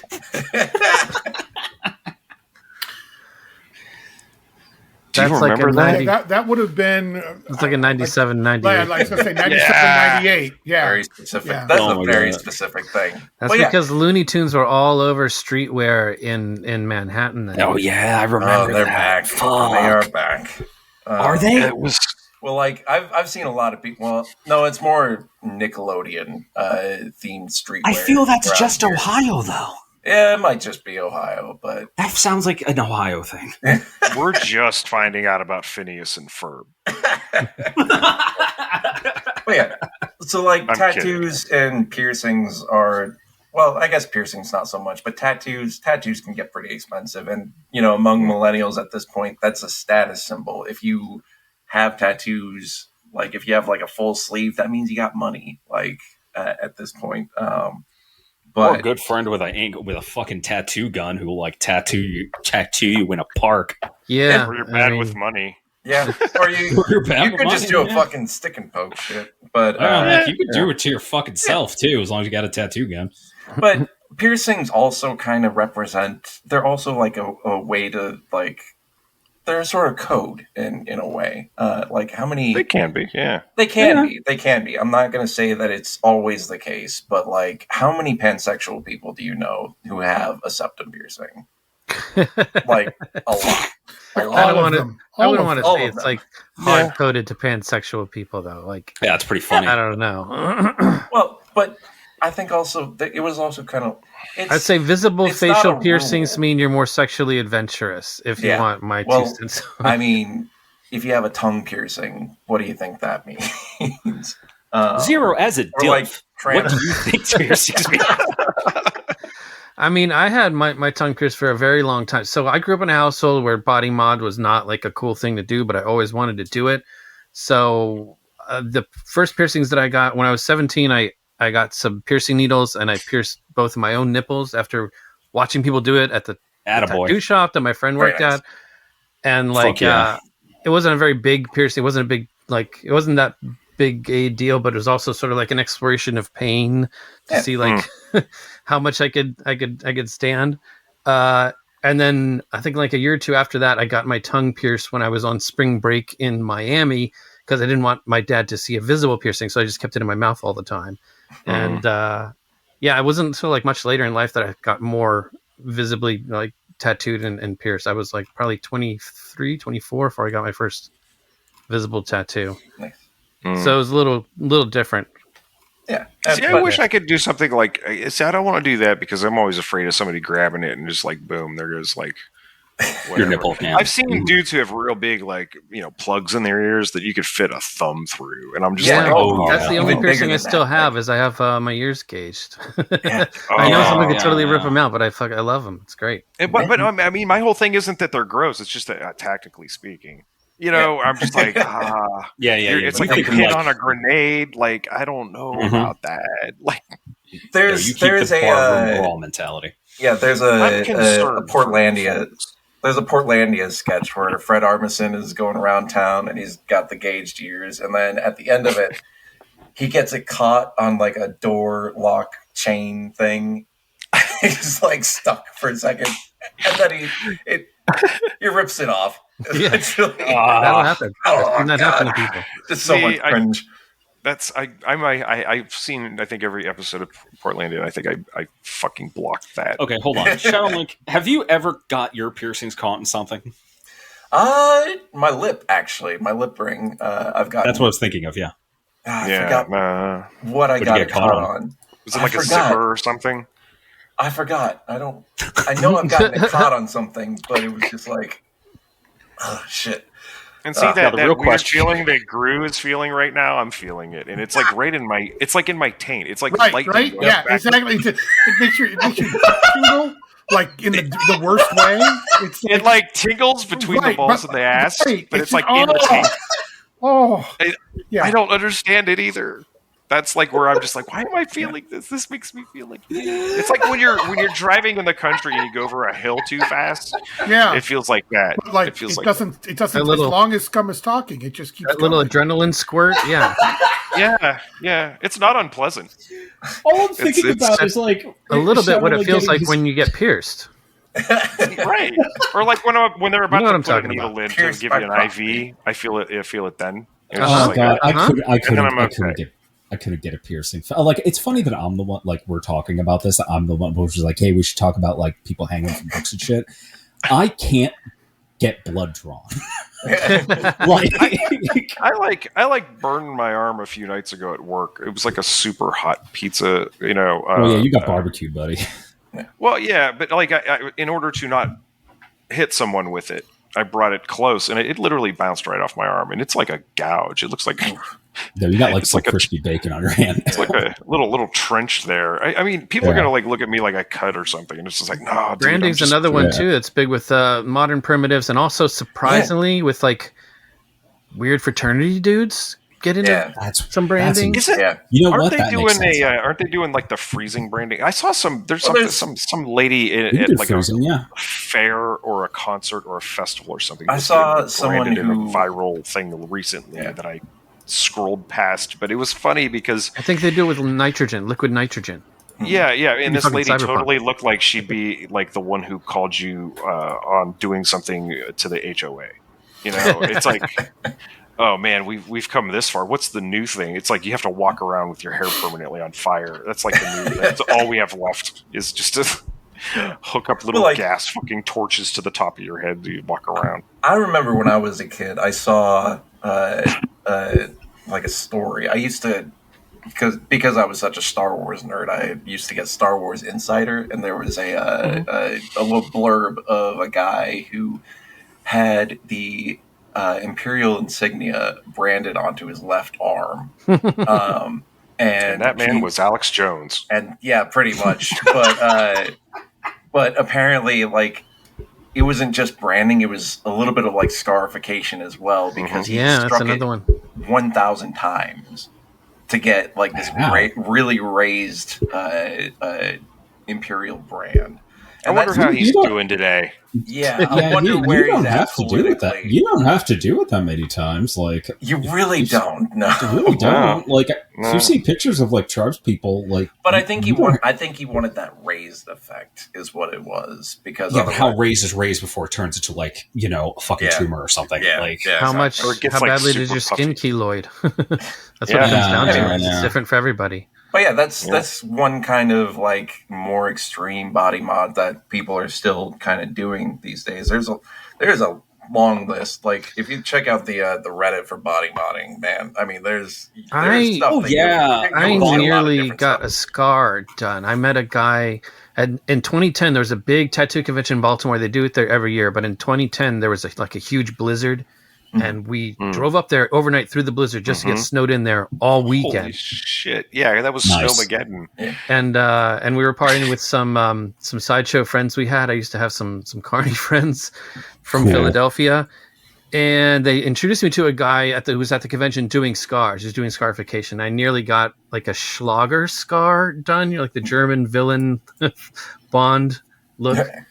You almost had your nose cut off, No, not the nose. Not the nose. Get your arm fucking. I didn't say Sicilian. I said Schlager. How dare you insult my people? But yeah, that's a big one that people do. There's a lot of different scarification. I've seen like anime style like scars over like your brow, down like your cheek. Yeah, like the little X. Really well done, like really neat looking stuff. Oh, the folks that get their tongues split. Yeah, that's another one too. Bifurcation of the. Oh, talking about that. Here's a short list. Actually, hold on. I'm sorry. I need to start that list with this because I forgot to mention it, and I guess it's a warning if you decide to seek it out. If we're talking about bifurcations, yes, because I forgot. Since we're talking about bifurcations in modern primitives, if you do search this book out, I'll link to it. It's in the Internet Archive. It does have the gentleman who decided to do that to his penis. Yep. Just cut it straight down the middle. Yep. We're content warning. Content warning if you decide to read this book. This entire episode just should have like... That's the description for this episode is just going to be like, you know what? Bunch of the episode art should just be content warning. Just that. I love it. I love these. I love these people. So yeah, anyway, you can get your give me actual images, and then I'll just blur them. Okay. Yeah, you can get your dick cut in half. You can have excessive piercings, genital piercings. You can you could drive your car 120 miles an hour into a bridge. And I will say, I do quite like the split tongues. You can brand. You can have fang mods, which is either like you have piercings, or you can like file your teeth down. I'm not going to say I've considered that, but I've seen people with filed down teeth. Yeah, it's definitely to look to make them look like. You can pay dentists to do. Scarification. You can get. There's folks who can like on the fly, like at conventions and shit, do molded canine fang things. Mm-hmm. Yes, that'll like clip onto your teeth. I think our buddy Kev got them. Yeah, but I'm talking like they're pretty fucking permanent sweet too. Yeah. Oh yeah, no, I know. There's permanent because why people have been filing their. That was actually something I didn't mention with the prehistory. Is like people have been also filing their teeth for a really long time. What do you think fucking veneers are? Exactly. Grind your goddamn teeth down and then slap these plates onto your shit and cement it in place, and you hope for the best. Yeah. Anyways, I don't like that. Anyway, go ahead. You can get elf ears if you want. You can kind of get the notched ears. You can get horn implants, which is basically just put a little screw underneath your like the skin of your scalp, and then you screw in a little horn. I didn't know what that was, and for some reason, that's the one that gave me the weird taint feeling. It screws in your skull. Yeah. Well, it's not screwing. You get like a metal it's kind plate of like inserted under your skin, and there's like a screw in the plate, and you put it. You can screw spikes into. It's kind of like it's like a dermal piercing, basically. Yeah. And that's like people who have like the diamonds on their clavicles or whatever. Oh, and there's punching too, so you can like punch shapes out of your ears. Some people have like stars. There's coin slots. What else? Glowing scarification. Yeah. Coin slots for coin ops. Yeah. You should get one. You really should. Just like, I don't know where you would get it, but my gut. Glowing scarification. You can get UV tats nowadays. Corset piercing, which is basically that you get UV tats. Is one I wanted to get for UV a while. I didn't end up getting. Have you guys seen Sunny's Edge? That's so fucking cool. Oh man. Anyways, I just saw the opening scene to Belly, and I know those were just the contacts, but it made me think about tattoos too. A popular thing now too is glowing scarification, where you will put like luminescent like ink inside your scars and let it heal that way. So basically, if you go underneath UV light, not luminescent, fluorescent, radioactive. Basically, I was also thinking, radium. Of course, you can get corset piercings, which is basically you get rings on your back, and then you kind of thread a ribbon. You can indeed. I knew a girl with that one time. It's a rare one. Yeah. You have to maintain like a certain level of like medical knowledge, like almost like nurse level of just to care for something like that, especially when you're living at a beach. Yeah. You can implant BioWire like the fucking metal fetishist, and you can just like stick wire into your skin. Wow. Did you see the implants, magnetic implants? Yeah, why? We're never gonna get there today. No, did you see that the Bobby Fingers video where he does the I believe it's the Fabio getting hit in the face with the pigeon on the roller coaster video? What? It turns out what? All right, a slight tangent. We're going to talk about this because he has a friend who's an actor, and his friend had appeared in the movie Oddity as the guy banging on the door, if you've ever seen that movie. But like he has a glass eye, and what he did was he melted his fucking debit card down and he molded a fake glass eye for him, so that when he'd go to the store, he would bring the thing up to his eye to pay for shit. And it worked because it was the chip. That's clever. Yeah. I like that because that's like I don't want to put anything under my fucking skin. See, that's what we would that's what we would say is a functional body mod. But yeah, other than that, like other extreme like aesthetic body mods are like sometimes people will just have things removed. Like I've seen someone who just chopped off their pinky toe with with like a cable cutter. I've seen someone like have their tips of their thumb removed because I guess fuck evolution. Yeah, like they cut off their nip. I've seen a story of someone like cutting off one of their nipples, and this is sometimes it's kind of a fetish thing. Sometimes there's absolutely a big cross section over into the BDSM. Community. Yeah. Well, like when does it become straight up mutilation? One of the things, part of it is mutilation, but it's also like the performance art aspect of it and the gaining cred from doing the act of it. Especially for me, like late 90s, early 2000s, that was when the internet was making the body mod community kind of like be able to connect, and it wasn't just underground parts of different cities. And I remember there was like a big controversy. I don't remember the guy's name now, but there was a fella, I think in Germany, who was like basically not live posting, but like chronicling his amputation of his own fingers, and he would post videos of like the different techniques that he was using. I remember seeing some really NSFW content in my early 20s. Like his whole thing, baby. yeah, that kind of stuff. But I remember my friend's LiveJournal account got nixed because he was like reposting the stuff that he was finding on like a body modding site that somebody was hosting in Europe. That was wild stuff. Ultimately, like aesthetic body modding is more common than you think, but I think it's also it's fairly uncommon. It's very much in the minority at this point, in terms of there's like eye tattooing like a thing. Oh yeah, a little bit. That's another thing that people will do. They will. I mean, I think that you can just tattoo, like if you don't like run the needle through it. You can't put a design in there. It's the entire. It colors the entire. Don't recommend it, but yeah. Tattooists advise against that. But anyways, point being, there's nothing particularly transhuman about aesthetic modding in that regard. As aesthetic modding as self-expression. However, you can make the argument about plastic surgery.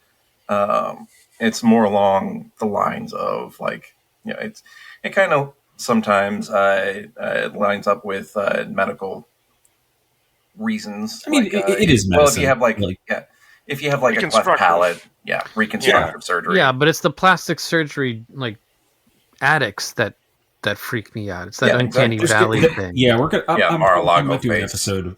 Well, I wouldn't call it that, but also Christinome, biblification. Well, that's Mar-a-Lago face. Yeah, fucking. No, don't put those two things together because biblification's I think fascinating. I might do an episode on that at some point. There's a reason why. And that's another thing, another kind of fetish thing, and I suppose that could also fall underneath just aesthetic modification.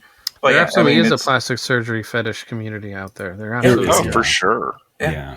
And that's it does kind of cheapen the idea of like plastic surgery as medicine, because it is like there are plastic surgeons who work on children because horrible things happen to people. Well, yeah. Sometimes it is very medically necessary, but and then there's the BBL. Yeah, it becomes addictive, I think, after a certain point.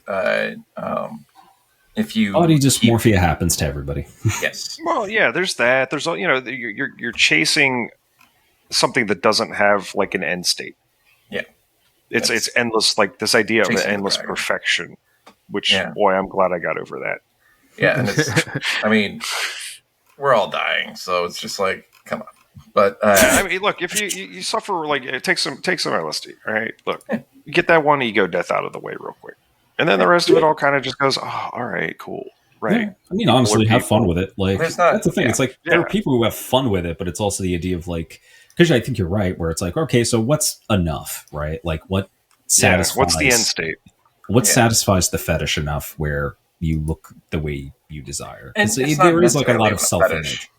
Yeah. And it's not even in just that. All of us have a backlog of books we haven't read, video games we haven't played. You know what I mean? Like, we all have the same thing. We're all chasing some sort of, satisfaction in the world and whatever. As long as you're not forcing it upon anyone else, it doesn't fucking matter. Absolutely. Yeah. It's between you and your god or lack thereof. It's your body, man.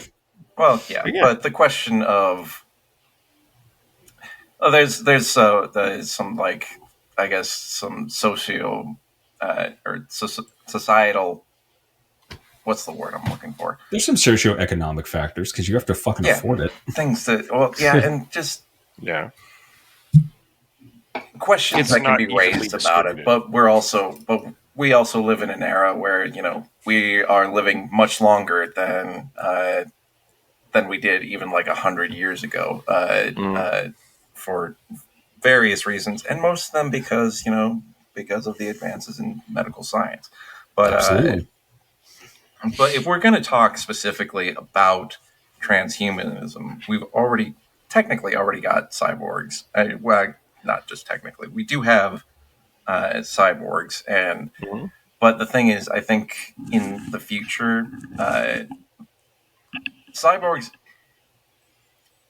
Cyberpunk likes to glamorize the idea of the cyborg and just this idea of people willingly or unwillingly, like getting limbs chopped off or getting things added to their body, implants and stuff like that, just for the hell of it or because they need to for a job or something like that. But I think that the way things are shaking out right now, the most cyborgs that we're going to see are the elderly and the disabled, because that's the only thing that's like. I mean, this is how we get people to continue to function. Like the same place that I found like the horrible images of the Italian method from like the medieval times was also the same place I found like early designs for a prosthetic arm. Like again, the desire to at least appear as you once was will always be there, and a lot of prosthetics are for function too, a leg or anything like that. Fucking look, a wheelchair. Wheelchair. Yeah, absolutely. A cane. Cane, walkers. Those braces. That kind of fit up your arm with the handles. There's rollators. Rollators are the shit. I'm telling you, you carry your chair with you when you get tired. You just sit down, just flip it around, wheel stuff around. I mean, it's freaking great. Yeah, my dad's got one. He loves it.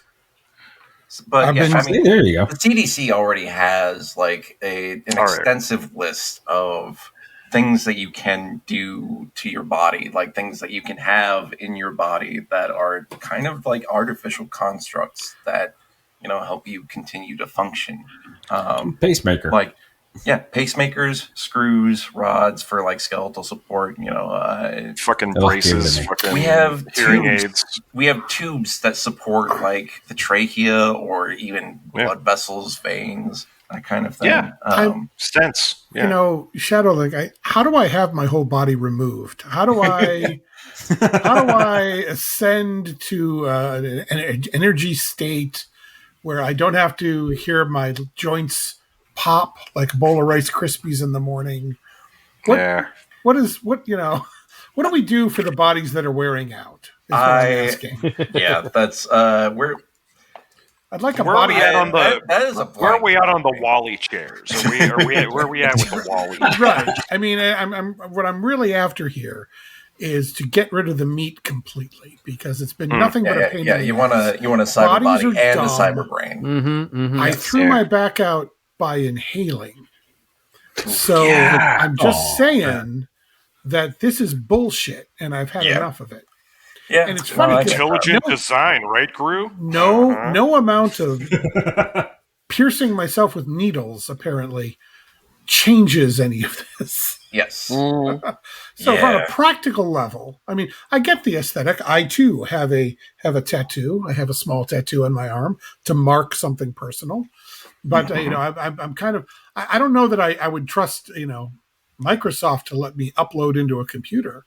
But bodies are. I think I'm always sort of curious about I've been real quiet during this whole thing because it's been making me think, but it makes me wonder about the people who don't like their bodies, who don't want anything to do with them. Yeah, and let me tell you, I'm definitely getting there. My body is kind of a piece of shit, but the maintenance on this fucking thing, right? And give me fucking money for healthcare, or just plug me into my goddamn PC. I would like to speak to the manager. I would like to speak to the manager. Yeah, I'm not sure about the processors in it either. I'm like, why are you making me dream about, the whole fucking vampire Superman shit? Like, I don't need that. I don't need that. I think healthcare would definitely help a lot if we had real healthcare in this country. Have you tried trepanning? No, but I did try acid. It's not a network. Trepanning's not a network for me. I don't know if your guy takes. That's again. This is. I'd rather ingest something. Shrooms, LSD. Sure. Get out of my body that way. I think that's probably so crucifying yourself with homemade staples and rope are not. Yeah, it just because you can only do it to 3 limbs. After a while, I mean, I don't know what you do to get that 4th one up there, but I mean, there are practical issues to be considered here. Is all I'm saying. Yeah. Oh, and here's I don't have foreskin, so what am I piercing? Or 3 skin, or even 2 skin for that matter. We can take some skin for your back. Well, the ancients already figured this out. I'm sure I could find something. And just get a calamari. We're gonna sew your arm to your dick.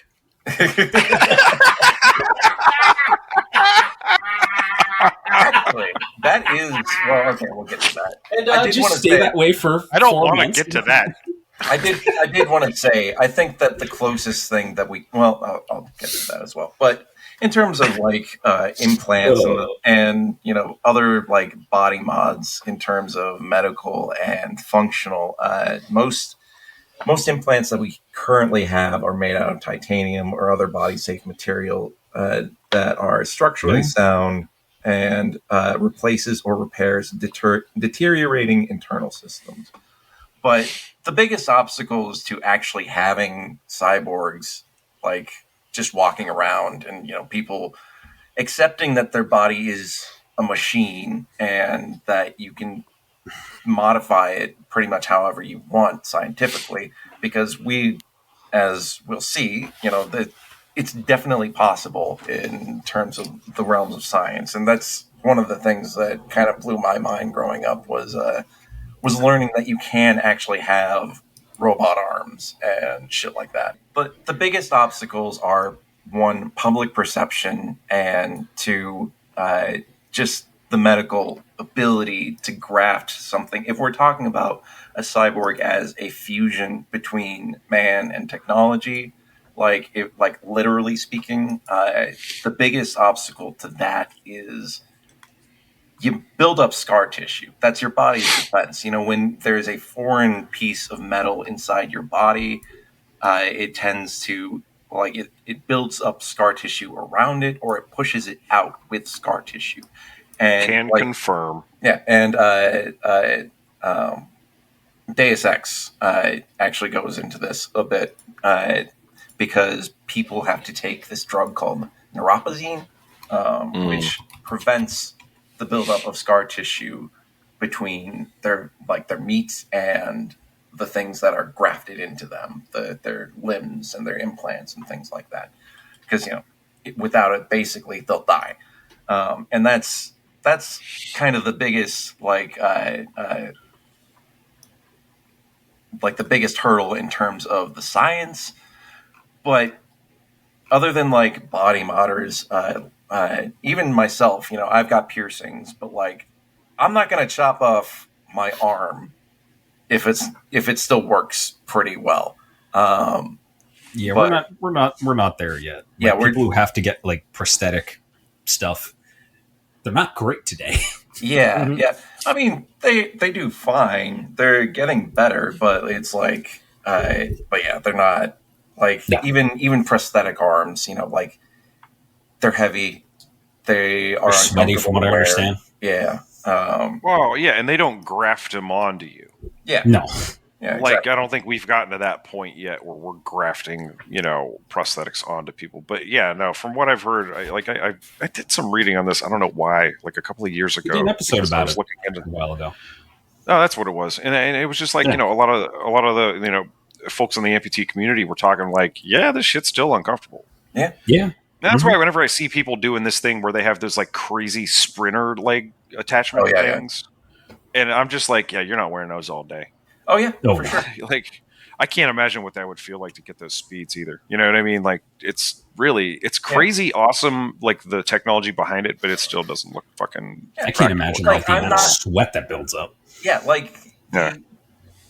the fact that we have these like spring-loaded legs is like that's crazy. But I'm not gonna chop my legs off at the knee just so I can do that. Right.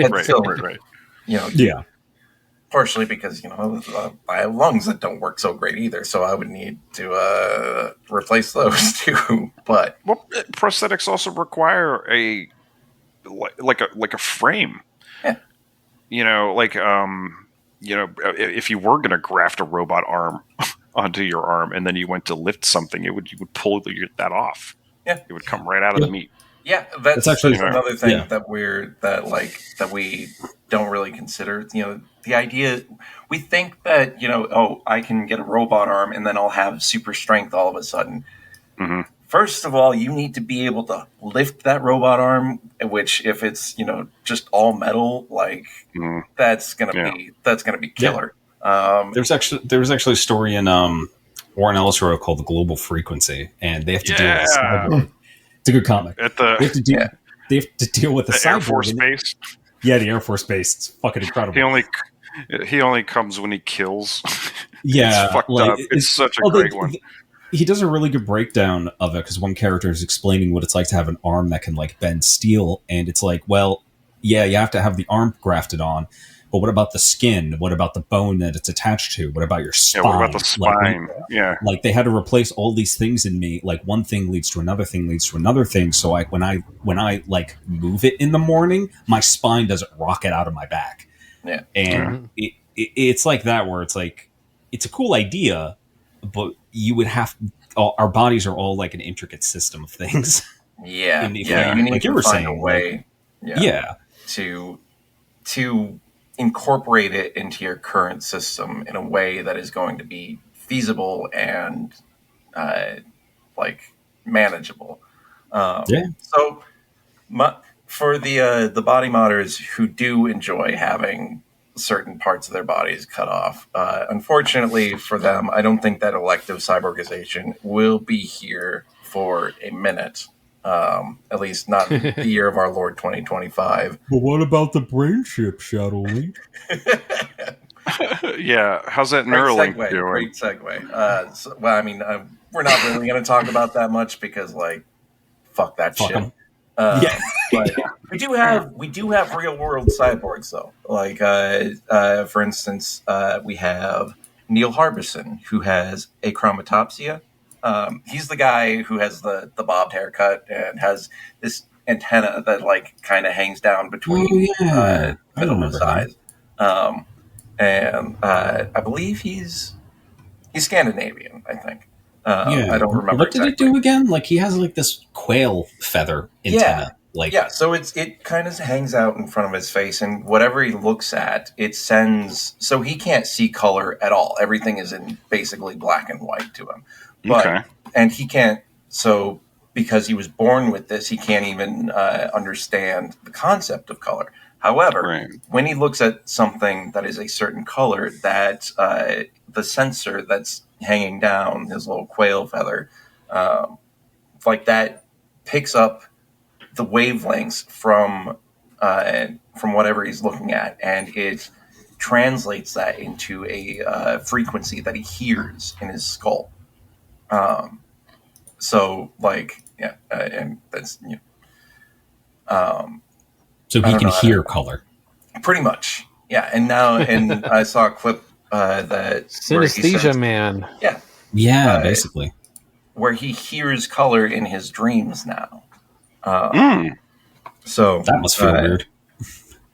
There's also Zach Walter, who was an amputee and has prosthetic legs controlled by a brain implant microprocessor. Okay.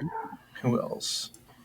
Jesse Sullivan, who has a very similar thing. He was an electrician, got both of his arms blown off. Bud. And this was in like 2001. And they, I think that this is kind of a different situation. There's a few different ways that you can have like a prosthetic, like a semi-cybernetic prosthetic, you know. You can, I don't think that there's any way to graft it directly into the muscle yet. But yeah, there is a brain implant method. There is also,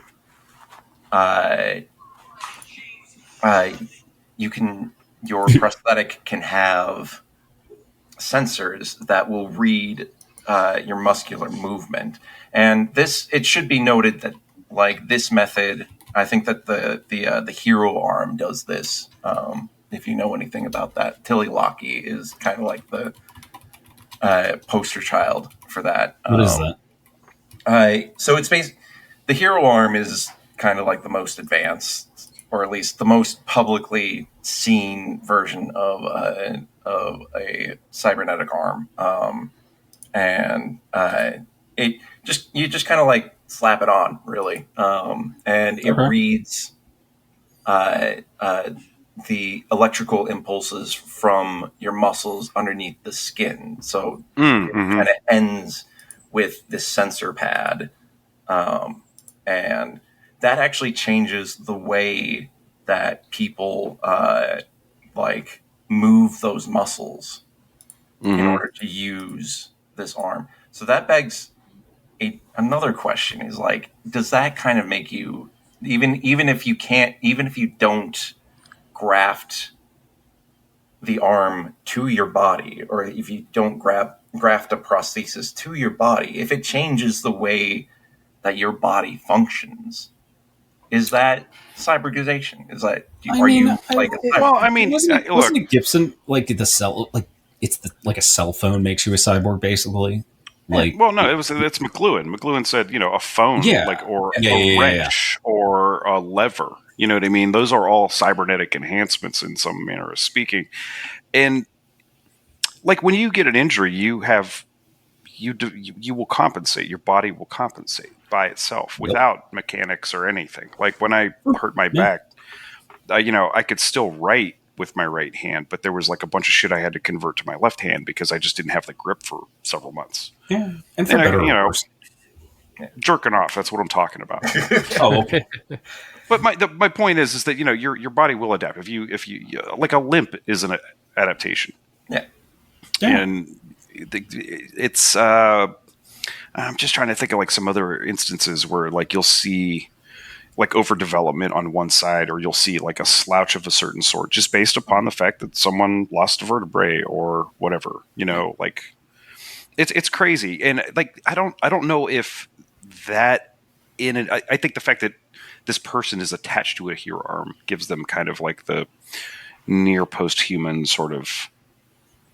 Well, I mean, and it's crazy too. Like you can actually detach from like some newer models of the hero arm. You can detach the hand as well. It's still controlled by Bluetooth. Yeah, pretty much. I saw that. Yeah. I saw that. Wireless cyborgs. I mean, so was that girl, and she like made it crawl across the table? Yeah, that was Tilly Lockheed.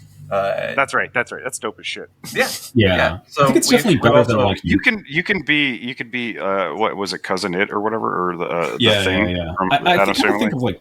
Yeah, I kind of think of two Cousin things. It has the hair. I know. I think of two things when I hear this though. Is one, I would obviously I'd rather have hands if I no longer, but also like this all sounds very expensive. Yeah. As an American. Yeah. This sounds The first thing I'm thinking of is all those sound like great applications. What happens when they stop updating the software? Exactly. Right. We actually talked about that in one episode. We'll get to that. Yeah, we did a whole thing about planned and unplanned obsolescence. It was a horror show. Terrible. Other like famous cyborgs in today's like media will include Nigel Ackland. Hang on, let's see. I forgot what Nigel Ackland did. Oh yeah, he became Bruce Wayne. Oh yeah, it's pretty much the same thing as the hero arm, and I think that Claudia Mitchell was I think she was a war veteran who had her arm amputated and in like a car crash, and she I think had the first arm that kind of allowed her to feel in a very rudimentary manner. And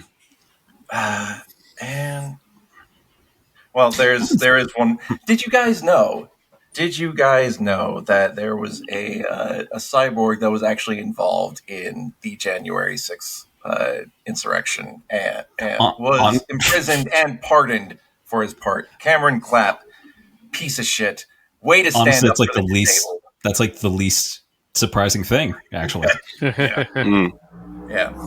And some people will just like implant electronic devices into their bodies, like RFID, like you mentioned, RFID chips. There's a guy I also saw. I did not get his name, but he has a false eye, and he just kind of turned that into a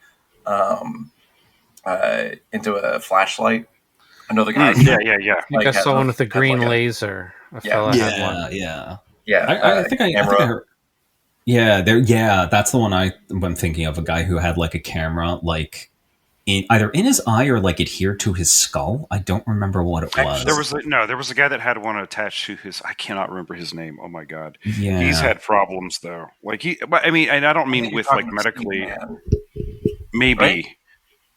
That it could be, but this guy's also had other like legal issues about it as well, because some people wasn't like someone attacked him. Yeah, that's what it was. Someone tried to. It was like a hate crime. He was the first hate crime. Yeah, first cyborg hate crime. Although that's the thing, that's kind of where I'm gonna drive that whole point home. Is Steve Mann is seen as he is he's considered the father of wearable computing, and he is a self-defined cyborg. You see pictures of this guy; it's crazy because he's always wearing like really elaborate electronic devices, digital devices. He's always wearing basically these Google glasses, or like prototype Google glasses, and that's kind of, he calls himself a cyborg,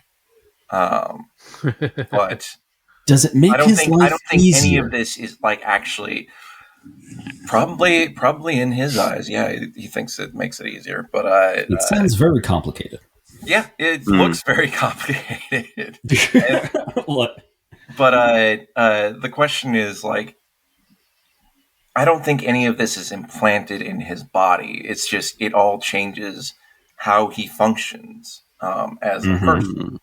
So that becomes the question of what is a cyborg exactly? Yeah, can you be wireless? And I think because that sounds like when I hear that though, I think of people who like just talk to ChatGPT.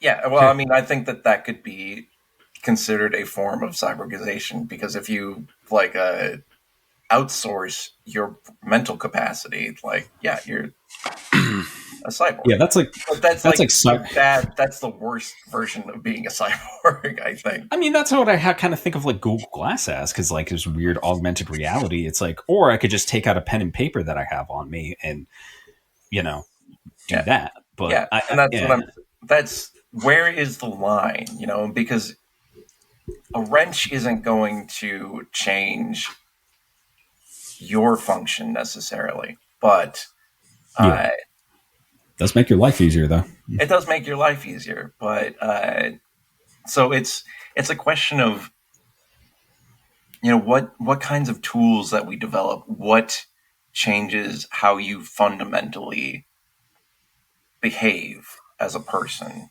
whether it's cognitively or physically. Or like brackets good, brackets bad.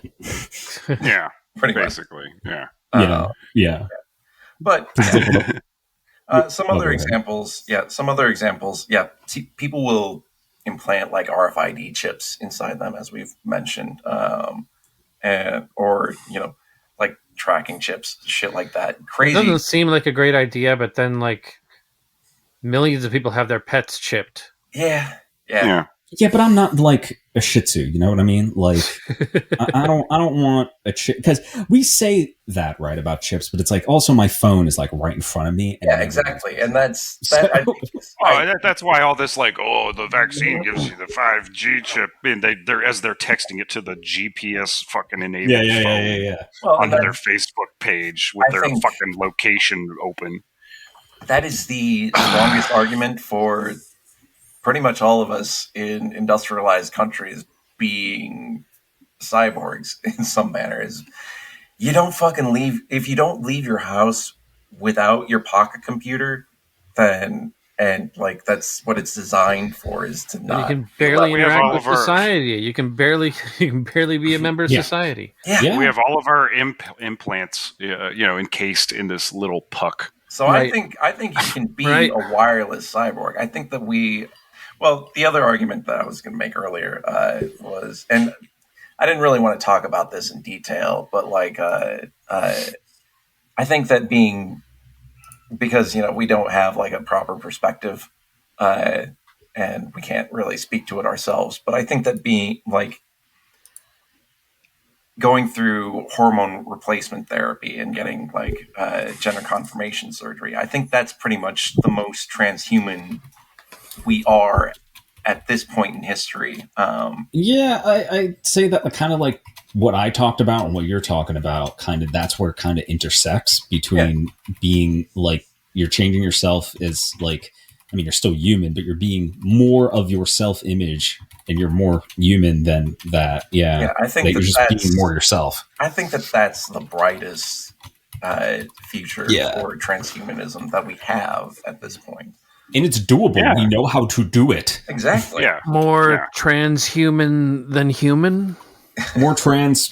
I was looking for something there. Thank you. Like I couldn't land that plane. Like, transhumanism. There lies the pun.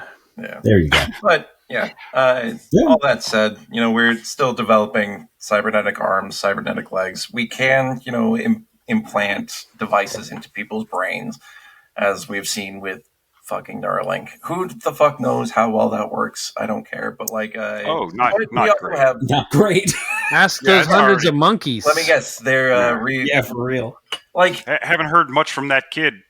But we do have, That's concerning. However, we can implant fucking microprocessors into the brain and control, robotic limbs that way, which is insane.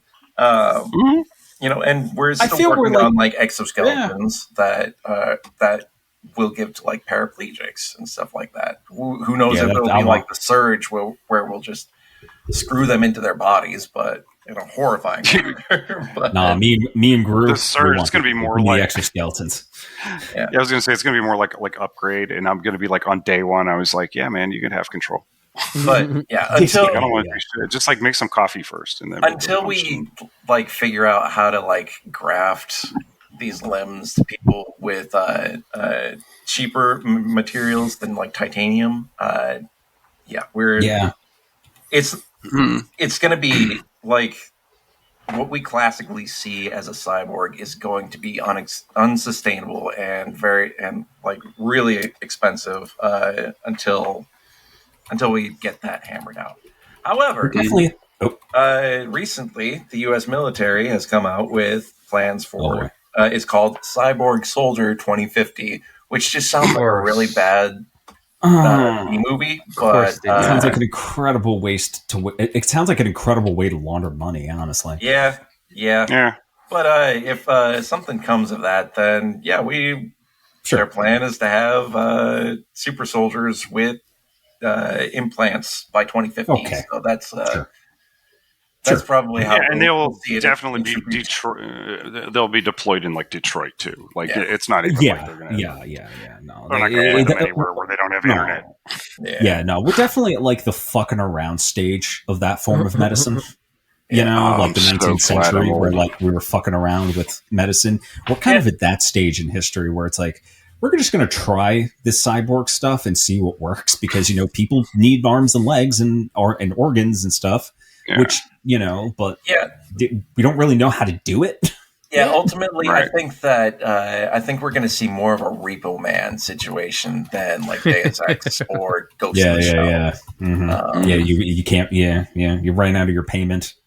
You know, Medicaid only covered a little bit of the new heart that you got. Yeah. Mm-hmm. Yeah. So, anyways, that's what I got. That's where we're at with body modding in the modern day. The future. Yeah, I mean, hey, you know, and you know what? Piercing, you can get some ink. You know, like that's if you want to dabble in this. There you go. Yeah, I'm kind of satisfied with this this state of cyborgization. I'm glad that I don't have to get my arms chopped off just so I can get a job and like a spinal graft. No, you could just like have your nipples pierced or your dick or your taint. You know, you could hang from your nipples from a banister and see God. And you know, and you should, you know, if you want. I think the taint was only exists to tingle when you all talking about fucking corsets and subcutaneous fucking hooking. Shaving. So, Gru, what did we learn?